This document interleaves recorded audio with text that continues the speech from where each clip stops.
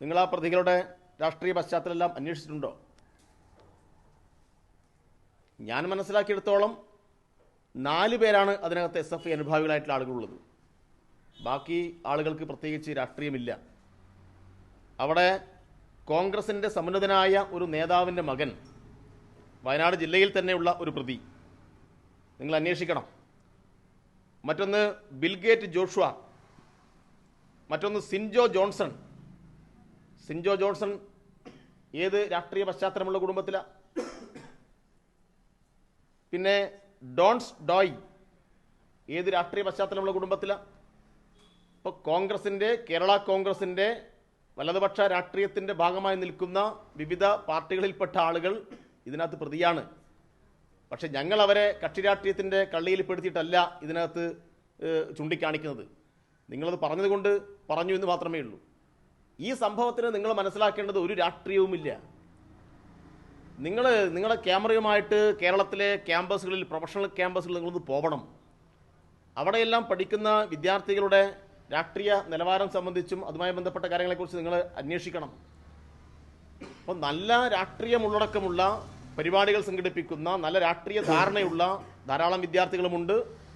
എന്നാൽ ഒരു രാഷ്ട്രീയമായി ബന്ധവുമില്ലാത്ത ധാരാളം കുട്ടികളെ നമുക്ക് കാണാൻ പറ്റും.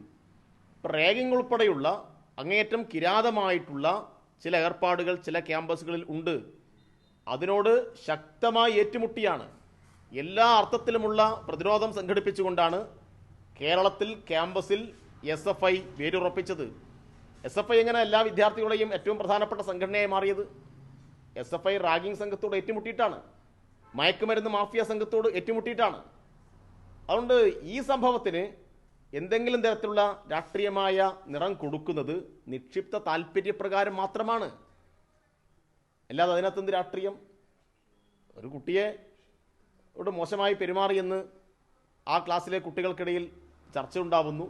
അപ്പം അതുമായി ബന്ധപ്പെട്ട് പ്രിൻസിപ്പളിന് പരാതി കൊടുക്കുകയും നിയമപരമായി കാര്യങ്ങൾ മുന്നോട്ട് പോവുകയും ചെയ്യേണ്ടതിന് പകരം കായികമായി ഈ ആരോപണം നേരിട്ട വിദ്യാർത്ഥിയെ കൈകാര്യം ചെയ്യുന്നു. തെറ്റായ കാര്യമാണ്, അത് ആവർത്തിക്കാൻ പാടില്ലാത്തതാണ്. അപ്പം അതിന് ഇത് SFI സംഘടന അതിൻ്റെ സംസ്ഥാന കമ്മിറ്റി തീരുമാനിച്ച് ജില്ലാ കമ്മിറ്റി മുഖാന്തരം യൂണിറ്റ് കമ്മിറ്റി മുഖാന്തരം നടപ്പാക്കിയ ഒരു കൊലയാണിതെന്ന് നിങ്ങളങ്ങ് വ്യാഖ്യാനിക്കാൻ പുറപ്പെട്ടാൽ അതൊന്നും വിശ്വസിക്കുന്നവരല്ല ഈ കേരളീയ സമൂഹമെന്ന് നല്ലതുപോലെ മനസ്സിലാക്കുന്നത് നന്നായിരിക്കും.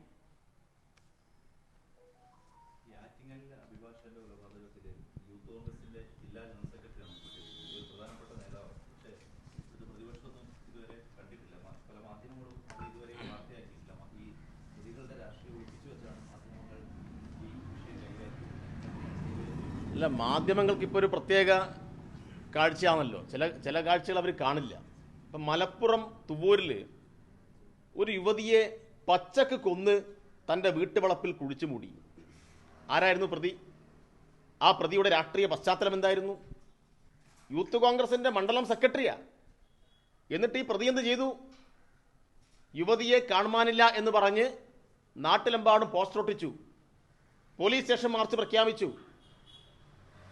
പക്ഷെ പോലീസ് നടത്തിയ ഫലപ്രദമായ അന്വേഷണത്തിൽ ഇയാളെ തന്നെ പിടികൂടി. അത് കേരളത്തിലെ ഏതെങ്കിലും മാധ്യമങ്ങളിൽ പ്രൈം ടൈമിൽ ചർച്ചക്കെടുത്തോ? യൂത്ത് കോൺഗ്രസിൻ്റെ മണ്ഡലം സെക്രട്ടറി ഒരു പാവപ്പെട്ട സ്ത്രീയെ കൊന്ന് തൻ്റെ വീട്ടുവളപ്പിൽ കുഴിച്ചിട്ട് പോലീസ് സ്റ്റേഷൻ മാർച്ച് പ്രഖ്യാപിച്ച ഏതെങ്കിലും സംഭവം മുന്നേ ഉണ്ടായിട്ടോ? സമാനമായ സംഭവം ചർച്ച ചെയ്തോ? ചർച്ചയുണ്ടായിട്ടില്ല. ഇങ്ങനെ ചർച്ച ചെയ്യേണ്ട കുറേ കാര്യങ്ങൾ അത് വലതുപക്ഷത്തിൻ്റെ ഭാഗമായി നിൽക്കുന്ന പ്രസ്ഥാനങ്ങളുടെ പ്രതിനിധികളാണെങ്കിൽ അത് തമസ്കരിക്കുകയാണ്. ഇവിടെ തന്നെ ആറ്റിങ്ങലിൽ അഭിഭാഷകൻ എന്ന് പറഞ്ഞാൽ നേരത്തെ ടൂറിസം ഡിപ്പാർട്ട്മെന്റ് അതിൻ്റെ ഡെപ്യൂട്ടി ഡയറക്ടറായി പ്രവർത്തിച്ച ആളാണ്, ഉന്നത പദവിയിലുള്ള ആളായിരുന്നു. അദ്ദേഹത്തിൻ്റെ തന്നെ വോയിസ് മെസ്സേജ് അദ്ദേഹത്തിൻ്റെ അഭിഭാഷക ഗ്രൂപ്പിൽ പോസ്റ്റ് ചെയ്തു. മാധ്യമങ്ങളെല്ലാം അത് കണ്ടോ? ഇനി അഥവാ ഇവിടെ യൂത്ത് കോൺഗ്രസിൻ്റെ ജില്ലാ സെക്രട്ടറിക്ക് പകരം DYFIയിൽ മെമ്പർഷിപ്പുള്ള ഒരു ചെറുപ്പക്കാരനാണ് ഇപ്പുറത്തെങ്കിൽ, ആ വോയിസ് മെസ്സേജിൽ പരാമർശമുണ്ടെങ്കിൽ DYFI സംസ്ഥാന കമ്മിറ്റി മറുപടി പറയേണ്ട വിഷയമായിട്ട് നിങ്ങൾ ആഘോഷിക്കൂലേ വാർത്ത? അപ്പോൾ നിങ്ങൾക്ക് ഇതൊന്നും കാണാനുള്ള ശക്തിയില്ല. കാരണം നിങ്ങൾക്കെല്ലാം മേലെയുള്ള ആളെ ഭയമാണ്. അപ്പോൾ ചില നിക്ഷിപ്ത താല്പര്യങ്ങൾ അത് സംരക്ഷിക്കാൻ വിധിക്കപ്പെട്ടവരായിട്ട് കുറേ മാധ്യമപ്രവർത്തകർ മാറി എന്നത് ദൗർഭാഗ്യകരമായ കാര്യം തന്നെയാണ്. ഇതെല്ലാം വേറൊരു അർത്ഥത്തിൽ ചർച്ച സംഘടിപ്പിക്കേണ്ട കാര്യമാണ്. ഏതായാലും മാധ്യമങ്ങൾ കാണിച്ചുകൊണ്ടിരിക്കുന്ന, എല്ലാ മാധ്യമങ്ങളും ഞാൻ പറയുന്നില്ല, ഈ പ്രത്യേകതരം ചില നമസ്കരണവും പർവ്വതീകരണവും ഇത് നമ്മൾ നല്ലതുപോലെ തിരിച്ചറിയേണ്ടതുണ്ട്.